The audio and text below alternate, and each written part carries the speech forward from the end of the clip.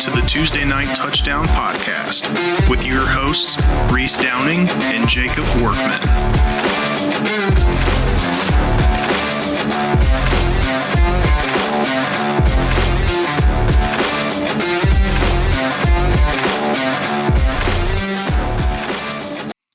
What is up, guys? It is TNT Tuesday Night Touchdown Podcast NFL Edition division preview for the NFC North. With me, as always, is fine citizen Mr. Jacob Workman. Jake, how's it going, man? Everything is good. Talking about the Lions today, so it's always a good day. You've been pumped up for this one, so yeah, let's kick things off here. Jumping in first with the Minnesota Vikings. Talking a little bit about their 2023 performance. They started off 1-4. Justin Jefferson hurt his hamstring in week 5. That knocked him out for 7 weeks, but the Vikings actually went on a 5-game winning streak after losing Jefferson, including 2 big wins over the Green Bay Packers and the 49ers. Kirk Cousins tore his Achilles in the middle of the season, and that started a carousel of quarterbacks, including Nick Mullins, Josh Dobbs, and rookie Jaron Hall. They went 6-4 with 7 games remaining and finished 1-6 to miss the playoffs. What are your thoughts on the overall performance for the Vikings last season? Yeah, a lot of that was stuff I noted. Started 1-4, but did lose their last 4 games. So that's a tough end of the season. The injuries obviously were the story for them last year. Injury after injury, it was huge. Cousins tore his Achilles, and like you said, just Jefferson. If I can give them at least a positive, the addition of defensive coordinator Brian Flores, their defense was a lot better last year. I had talked about how their defense was not good in the past, and last year it actually was serviceable. So with Flores still there, you would think it would continue to get a little better this year. And then the 7-10 finish probably was a little higher than actually people would have thought once all the injuries happened. So the who was it? Dobbs kind of saved their season a little bit for a few weeks at least until he came back down to earth. But yeah, it was just unfortunate with all the injuries they had last year. Yeah, it definitely provided a little bit of a spark when Dobbs came in there for a few games. Looking at their offseason, starting with just some of the stories not draft pick related, they moved on from Kirk Cousins, bringing in Sam Darnold here. Alexander Madison is gone, and they grabbed Aaron Jones from Green Bay. TJ Hawkinson, he underwent ACL reconstruction in late January. It does sound like he could miss some pretty substantial time to start off the 2024 season. Some guys are guessing that it could be up to half of the season. So that's definitely something to look out for. Draft pick wise, the 2 big names that are called out here, JJ McCarthy, quarterback from Michigan, came in. He looks to be the long-term approach to replacing Kirk Cousins. And then Dallas Turner, another impact draft guy. He played edge at Bama, and they're going to find a way to plug him in. When you look at the depth chart right now on the Viking side, they do not have him starting, but that could very much change between now and the start of the season. Looking at these draft picks and some of the offseason stories, what do you think is the biggest impact move here when looking at all the Vikings action here in the offseason? Yeah, so as you mentioned, McCarthy picked 10th overall, Dallas Turner 17th overall, didn't even have another pick until the 4th round. So really that's all they really got from the draft. And McCarthy, I don't foresee him being the starter right now. And as we kind of talked on draft night during our draft special, I'm not sure he's an NFL quarterback to begin with. So it was kind of an interesting thing with him.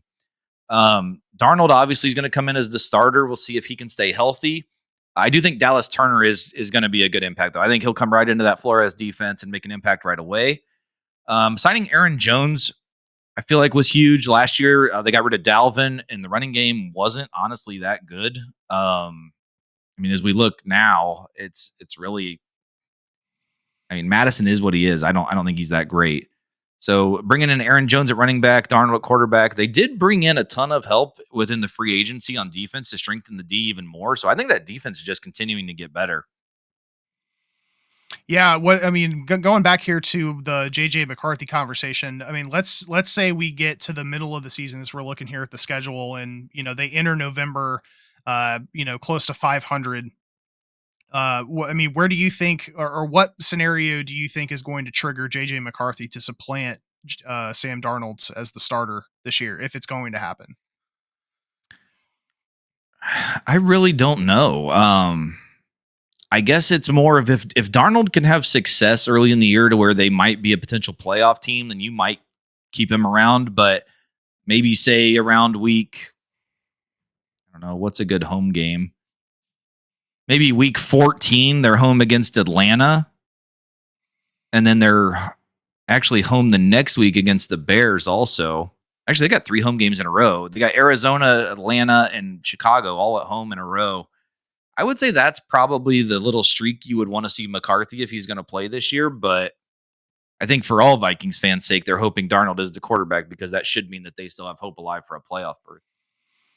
Yeah, that Atlanta game specifically is going to be a fun one. Assuming that Kirk Cousins is still the starter and Penix hasn't taken over there, Right. that'll be some fireworks there. So taking a look at the schedule a little bit more deeply, looks like the over under for them is 7.5. They're at plus 138 in the over, minus 170 in the under. Division odds are plus 950. Just speaking about win totals here, what record do you have them sitting at by the end of the regular season? Yeah, so 7.5 is the win total, and I've got them at 7-10. I've got them just under. The juice is heavy for it; it's minus 170. So obviously Vegas is thinking the under's coming in, but I do have them just under at that 7. Yep, I've got them in the under as well. I have them finishing out at 5-12. They've got some decent games here. They have an opportunity to win, but looking at the games here, especially early, San Francisco, Houston, Green Bay, and the Jets in for the first 5 weeks before they hit their bye. That's not an easy schedule. Definitely assuming that you've got Aaron Rodgers healthy and playing ball there. And then when they come back from the bye, the next 2 games are the Lions and the Rams. So doesn't look very good for them to start off, in my opinion, and I think that can definitely have an impact on how they perform long term. That could end up also triggering JJ McCarthy to be pulled in sooner than what maybe he's ready to happen. It does seem from all of the stuff that I've heard and read that they're probably going to keep Darnold there for a while, and part of the reason why they brought him in as that bridge starter is so that way they're not rushing McCarthy out to the field before he's ready to go. And we talked about it in the draft. To your point, I don't know if he's ever going to be ready to be an NFL starting quarterback. I'm not sold on JJ McCarthy at all. I was surprised that they moved up to get him. And I was surprised that that's the guy that they were eyeing. So we'll see what happens with Minnesota, but I do have them in the under, as does Jake. So let's move into our next team here, which is the Green Bay Packers. They finished their season 9-8 in the regular season anyway. First season post Aaron Rodgers with Jordan Love taking over. They struggled early, started the season 3-6, but they went 6-2 in their final 8 games and clinched a playoff berth. Became the first 7 seed to win a playoff game, routing my Dallas Cowboys in Jerry World 48-32, which was their first playoff win without Brett Favre or Aaron Rodgers since like 1982. And then they turned around and lost a nail biter of a game in San Francisco against the 49ers in the divisional round 24-21. That game was really, really fun to watch. And Green Bay was in it the entire game. It was really surprising how well they pulled things together. That team is very young, and I think that can potentially bode well for them as they enter the season. What were your thoughts on the 2023 performance of the Green Bay Packers? Yeah, kind of like what you just said. So obviously I'll give props to Jordan Love. He had a great year. People were kind of wondering what he was going to be. And I feel like he came out and actually showed as the season went on that he can be a serviceable quarterback and maybe even be one of the better quarterbacks in the league. Going to Dallas and beating them in the wild card was huge. And then given the 49ers 24-21, that was a hell of a game. And I don't say this too often, but I was actually pulling for the Packers just because I was really hoping for a Packers Lions NFC Championship game. But to start the season 3-6 and get where they were last year, and Jordan Love showing the success that he had, and even Matt LaFleur kind of building some trust in the fans in Green Bay a little bit last year. He was even getting some scrutiny. So I think all in all, it's all trending up in Green Bay, I would say. Yeah, definitely. I agree with that. Looking at some of the other offseason stuff, that Xavier McKinney signing solidified a major gap in their defense from last year. So that's going to be a big impact for them. We just talked about Aaron Jones leaving for division rival the Vikings. They did replace him with Josh Jacobs. They also retained A.J. Dillon, so they still have a familiar face there in the backfield. Joe Barry is gone now, so they have a new DC there in Jeff Hafley. And then looking at their draft picks, they got several guys that could make an impact on this team. Jordan Morgan, offensive tackle from Arizona, Edgerrin Cooper, linebacker from Texas A&M. You see they've already got him slotted to start as middle linebacker. Javon Bullard, safety out of Georgia, is another guy that looks like he's potentially going to be starting as a rookie. And then they grabbed Marshawn Lloyd as another impact draft pick. I pointed out here, running back from USC. Obviously, they have Josh Jacobs and AJ Dillon, but I think Marshawn Lloyd could definitely step in and fill that role for AJ, if not Josh Jacobs. So of all the draft picks and offseason stuff going on here, anything particularly you want to call out as a big impact? I actually had the exact same thing you did when it comes to the draft guys. I think Morgan's a plug and play starter day one. I think Cooper can definitely come in and play right away. Bullard will play right away. And I have Marshawn Lloyd actually noted also because I do think that he's going to be a huge part of the offense. I think that depth is very needed there. And actually, I did have a note too about Halfley coming over from Boston College as the DC. I think that's a huge addition also. Yeah, I agree. All right. So looking at the schedule for 2024 here, their over under is 9.5. They're minus 138 in the over, plus 112 in the under. Division odds are plus 195, which we'll get to here in a little bit. But just from a schedule standpoint, where do you have the Packers sitting at the end of the year? So over under was 9.5, and I actually have them just under. I have them at 9-8. So the plus 112 to the under would be my bet here. I couldn't get them to 10.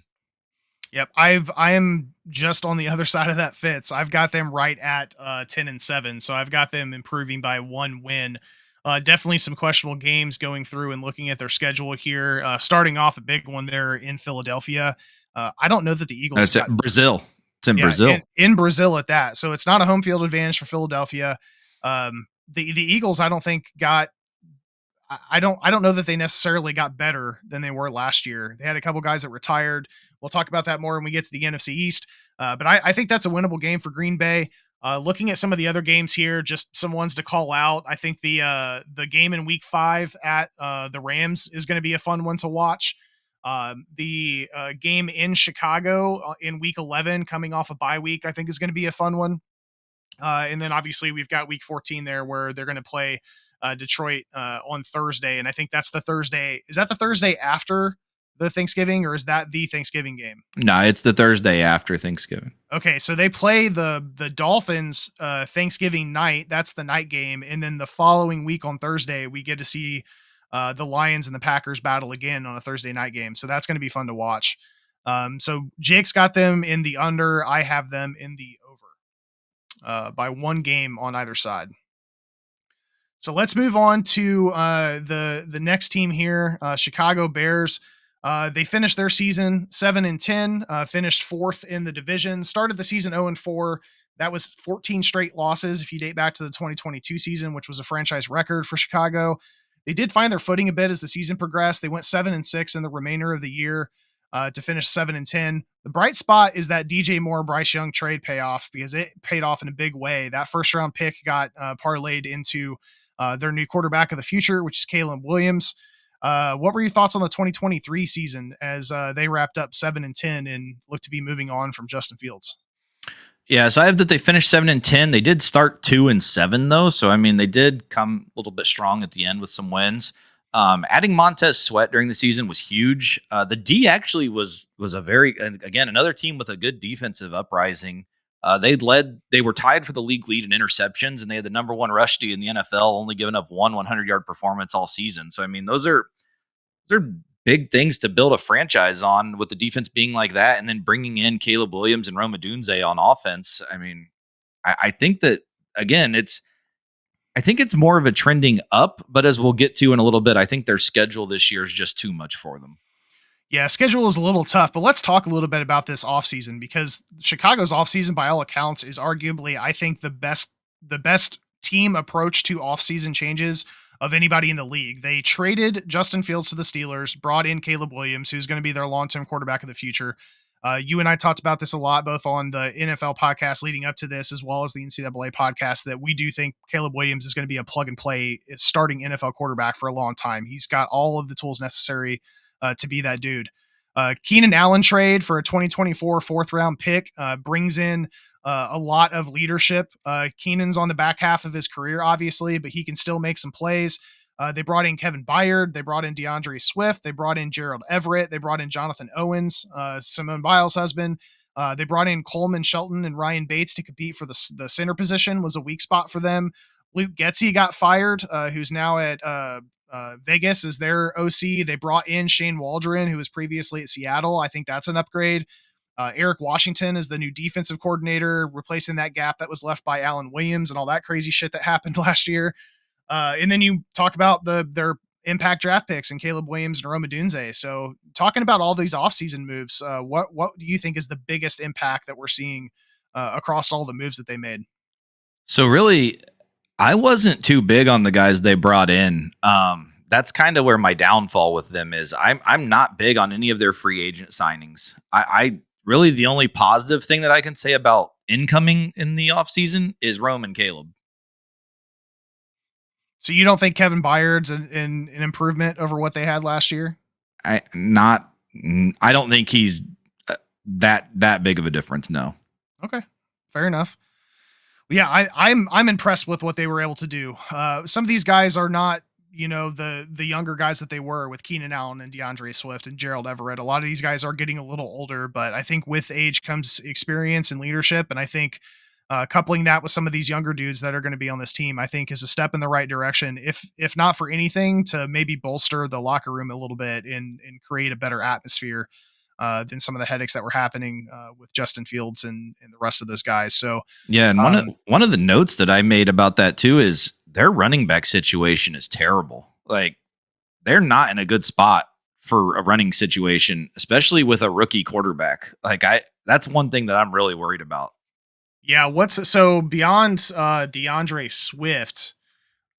Take a look at what the rest of their depth chart looks like from the running back position. They've got Roshan Johnson, who was he was a rookie last year, right? So he's moving into year 2.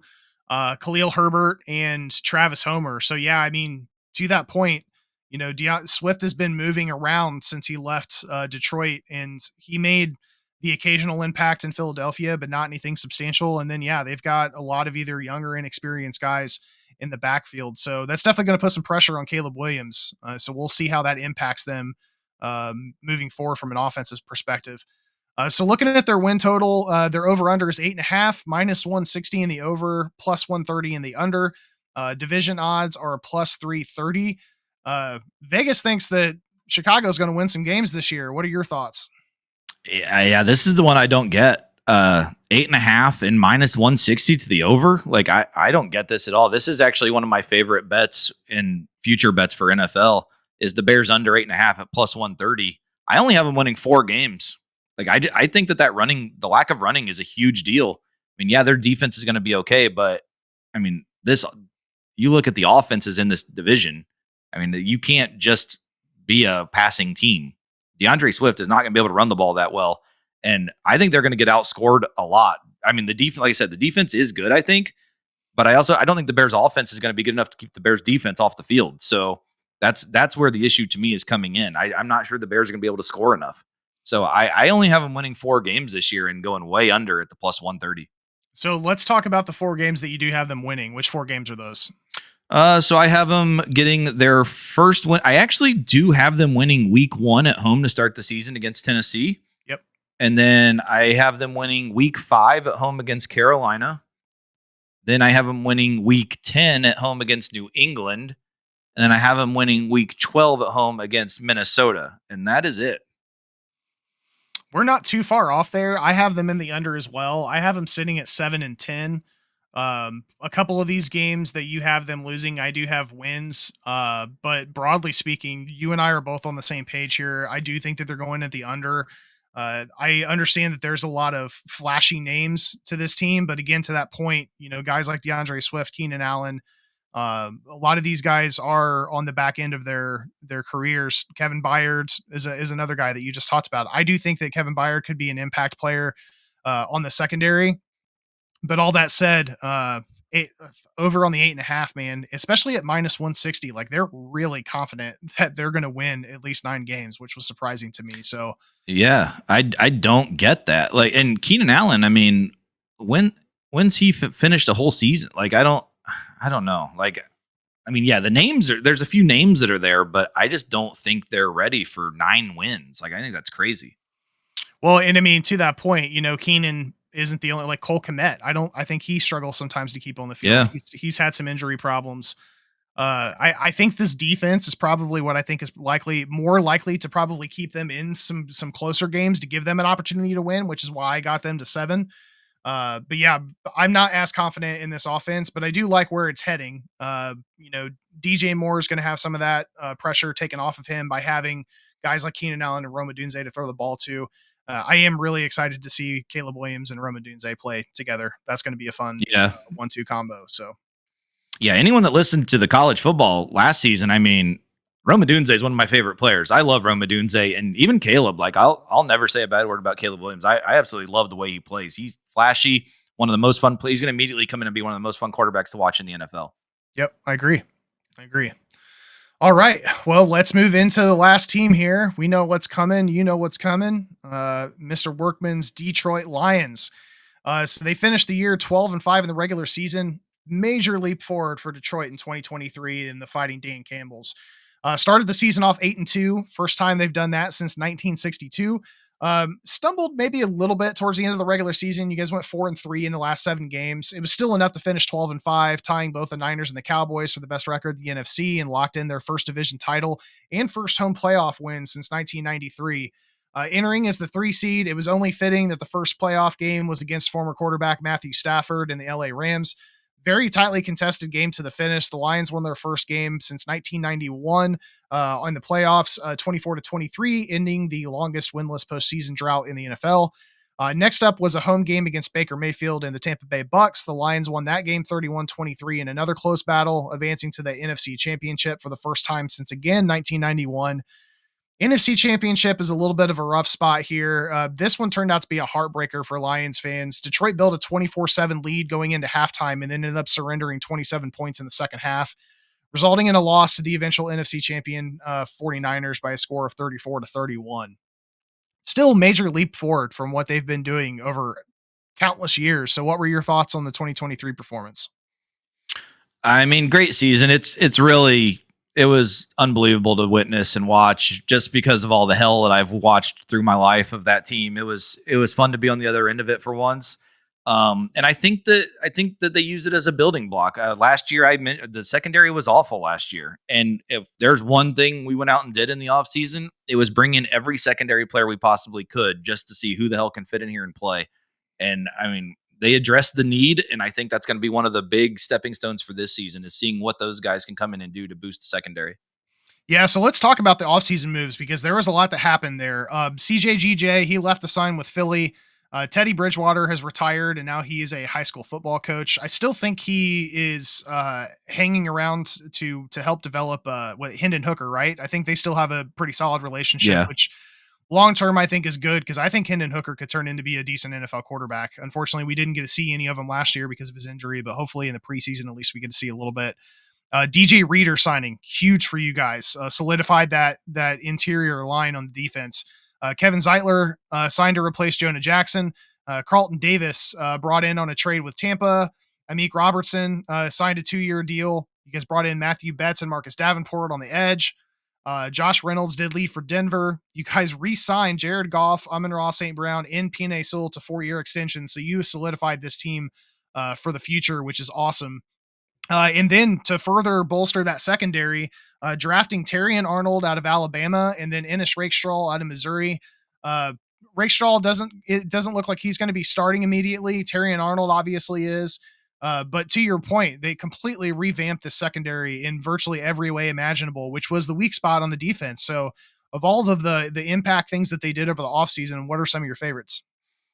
Just that, honestly, the amount of cussing I did at that secondary last year was astronomical. It was, I couldn't be happier. If you watch the draft special, as soon as the trade was announced that we traded Dallas for that pick, I was very excited. I knew it was going to be Terrion Arnold, and it was. Obviously, he's coming in. We have drafted Bama players a lot over the last few years, notably Brian Branch, Jameson Williams. So bringing in another Bama guy is huge. I do love the addition of DJ Reader and Marcus Davenport also. Like, give another weapon with on the other side of Aiden. Like, I if we can bring more pressure on the quarterback, the corners really don't have to be that good. So I think we've boosted the defense enough in every situation that I really love what we've done. And even to top it off, both coordinators are returning, which was not expected whatsoever. So, I mean, I feel like there's nothing but positive things that I can say about the Lions offseason. If I'm gonna give them, I guess, something negative, we probably should have signed a receiver. But with what we have, we'll deal with. If we have an injury, that's where we're gonna have an issue. Yeah, the injury could be a definite component there. I think Gibbs will be able to supplement some of that receiving a little bit, understanding that he's coming out of the backfield to complement David Montgomery. But Gibbs has proven himself to be a weapon in the passing offense, and generally just being able to back up David Montgomery there. I'll be surprised if he doesn't end up in the one spot here sooner than later. Uh, St. Brown, Jameson. I mean, if you look at this offense, man, like that third spot in the wide receiver is the only really potential glaring weakness. I mean, the offensive line is ridiculous. Yeah. It's the best offensive line in football. I don't think it's really that close. And then for you guys to bring in Zeitler to solidify the right guard position, like there are no weaknesses on this offensive line. Some of the guys on the defensive front are not quite as recognizable from a name perspective, but again, you guys like solidified that secondary. You got Aiden Hutchinson there, who's going to compete for potential defensive player of the year, depending on how he performs. Everything's looking great here. I do want to call out one thing before we move to the schedule. I did get um, corrected before the show that the money badger here is likely not going to be the kicker. So you want to talk a little bit about what that move is and how you think that's going to impact the kicking unit? Yeah, so if anyone watched this mix XFL USFL league this year, there's a kid who actually plays for the Michigan team in Ford Field that's just been nailing 60-yarders after 60-yarder, hit a few walk-off kicks. His name's Jake Bates. He went to Arkansas. He actually was signed to a 2-year deal, and I would say signs indicate he's going to be our kicker, not the money badger, especially after the way he ended last year. Yeah.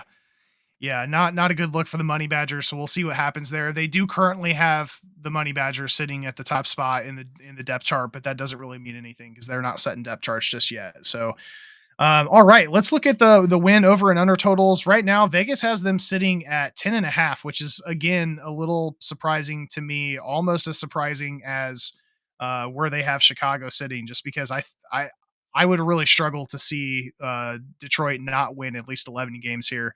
But they're sitting at minus 134 in the over, plus 110 in the under at 10.5. Jake, what record do you have them sitting at by the end of the regular season? And most importantly, who do you have them losing to?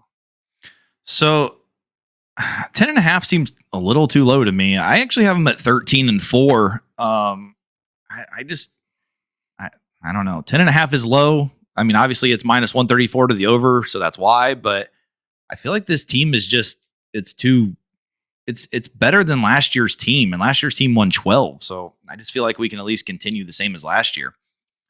Losses I have. So the first one, the first loss I actually have is week 6, which is in Dallas. The reason for that is I don't really know who gets screwed over more in Dallas, Debbie or the Lions. So it's one of those it's one of those situations where we just expect them to lose. We're going to get screwed in some fashion. That's what always happens in that stupid stadium. So, and I would like to play Dallas in Detroit maybe sometime this year, ever. I feel like we're always in Dallas. We never get to play at home. Week 9, I have them losing at Green Bay for the second loss of the season. I don't have them losing again until week 15. I do have Buffalo beating them at home in Detroit. And then week 17, Monday Night Football in San Francisco are the 4 losses I have. Okay. Yeah, so you've got them sitting at, what was the final record there again? 13-4. Okay, yeah. So I've got them sitting 13-4 as well. There is one change here. So I do have a week six win for Dallas over Detroit. The second loss that I have is week 9 in Green Bay, which is the same thing that you had here. I have them losing next week as well in Houston in week 10 against CJ Stroud and the Texans. that Texans team is strong, man. And I think especially with them playing at home, they're going to be fired up to play a team like Detroit. So I've got them losing week 10. I do not have them losing another game until week 17, to your point, when they travel to San Francisco. That's a flip-flop game for me. So I think that's definitely a game that Detroit can win, but it is going to be a little bit later in the season. If they go to week 17 and it doesn't look like position's going to change as far as maybe the one seed or the winning of the division or anything like that, there could be a situation where maybe they rest a couple starters or something like that. I know that's not the last week of the season, but something like that could potentially occur. That said, I also think that Campbell and those guys are going to want to go into the night to San Yeah. Francisco and beat the living hell out of them after what happened in the playoffs last year. So I have them sitting at 13-4. Would not be surprised if they hit 14-3. But either way, that is well over the 10.5. So I'm taking the -34 on that all day long. Yeah, and I think that Monday night game, the Lions Niners game, is going to go a long way to maybe even being who gets the bye in the NFC. So I think that's going to be a huge game. Yeah. All right, guys. So we've covered all 4 of the teams here in the NFC North. Let's take a look at some future bets beyond just the division. I think it's pretty clear. Jake and I both have the Detroit Lions winning the division. So outside of that, just taking a look at some of these betting picks, starting with the Vikings, I pulled 5 future bets to take a look at that I thought could potentially be something that would end up landing. So looking at the Vikings here, we've got most receiving yards for Justin Jefferson at plus 700, most passing yards as a rookie, JJ McCarthy at plus 750. Offensive rookie of the year, McCarthy is sitting at plus 1700. Offensive player of the year, Justin Jefferson sitting at plus 1000. And defensive rookie of the year, Dallas Turner sitting at plus 430. If you're throwing money down on one of these 5, Jake, which one are you going with? This is tough. God.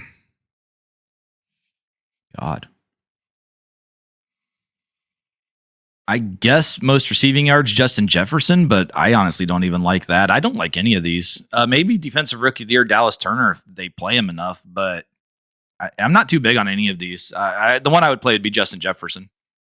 Yeah, I switch back and forth between the Jefferson receiving yards and the rookie defensive player of the year, Dallas Turner. I'm leaning towards Dallas Turner as my selection there. But yeah, in none of these are particularly interesting to me.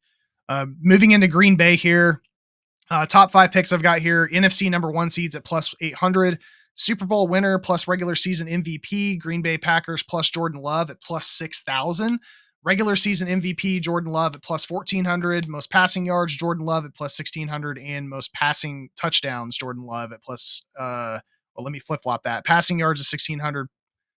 Passing yards is 1,800. Passing touchdowns is 1,600. So of all the future bets here, which one are we looking at? I mean, LaFleur doesn't really like to throw the ball all that much. So, I mean, they will, but I don't think it's going to be anything statistical to where he's going to hit any of these most numbers. I guess we could say maybe the Packers have a dream season and he's MVP. That was probably the one I would pick out of those. Yeah, that's the one that I was looking at too, because if the Packers do by some random chance end up winning the NFC North, it's 100% going to be on the back of Jordan Love. So I think if any of these is going to be somewhat realistic, it's going to be that one. Looking at the Bears here, we've got most passing yards, Caleb Williams plus 2,800. Most passing yards as a rookie, Caleb Williams is minus 115. Most receiving yards for a rookie, Rome Odunze plus 1,200. Offensive rookie of the year, Caleb Williams at plus 125. And coach of the year, Matt Eberflus at plus 1,000. So I'm basing this off of that crazy win total we saw earlier in the episode. I'm going to go coach of the year, Matt Eberflus, at plus 1,000. If they can hit that win total, then I think he's got to be the coach of the year. Yeah, Vegas knows something that we don't, because I don't understand that at all. I think the safest bet here is likely offensive rookie of the year and Caleb Williams. At plus 125, you'll get a little bit of money there. Most passing yards for Caleb Williams at minus 115. I think that's probably another safe bet, to your point. Yeah. Like we talked about, they don't have much in terms of running back, so they're going to be throwing the ball a lot. So it's very possible that that's going to end up happening. Finally, here we've got the Detroit Lions, NFC 1 seed plus 490. Most passing yards, Goff plus 1,400. Most passing touchdowns, Goff plus 1,400. Most passing yards, Goff plus 1,200. Most receiving yards, Amon-Ra St. Brown at plus 1,100. And finally, Defensive Player of the Year, Aiden Hutchinson at plus 1,600. There's two I like here. I like Goff to be most passing yards at plus 1,200, and I like Amon-Ra St. Brown at plus 1,100 for most receiving yards. I just think the offense is going to be ridiculous. Another year under Ben Johnson, more innovation. I just love what they've been doing together as a combo. Yeah, the one that I noted here was most passing touchdowns, Goff at plus 1,400. I like that one just because there's a little bit more money to be made there versus the passing yards.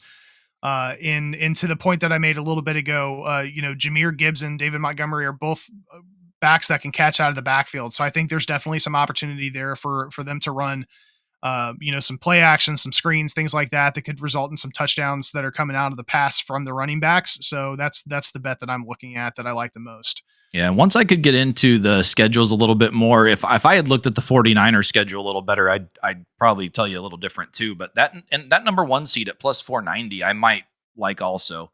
I just need to look at the Niners schedule to know a little bit more. Yeah, and just so you guys know, once we get through all the division stuff, we'll take a look at some of these other feature bets that we like, and we'll cover some more substantial or some more, I guess you'd say, league-wide future bets as opposed to just looking at the interior division. So we'll be able to revisit some of these. These numbers will probably change by the time we get to that episode, but we'll definitely be covering that. So that wraps up our show for the NFC North. Any final thoughts here, Jake, before we sign off? No, that's really it. Hopefully just another successful season for the Lions and a back-to-back division championship. Yeah, so we're going to continue down this path with covering divisions. Next week, I believe we're moving to the AFC East or AFC South, one of those two. It'll be an AFC division. We're going to try to flip-flop to alternate this for you guys. But keep an eye out for that. We're going to continue releasing these on Tuesdays as we have been. Also check out our NCAA show. We just covered the SEC today, and last week we covered the ACC. There's a lot of movement going on in college football, and even if you're not a huge college football fan, we do talk about some of the guys that are going to be up and coming and are going to be hitting the NFL draft. And overall, it's a fun conversation. So we'll share this down all of our platforms. If you guys don't mind, if you're listening, please like, share, subscribe. If you guys have any comments or any questions you guys want us to answer on the show, please drop them and we'll make sure to cover them in next week's show. But that is it for us. So for the fine citizen Jacob Workman, this is Reese Downing, TNT Tuesday Night Touchdown Podcast, NFL Edition, NFC North, and we will see you guys next week. See you, everyone.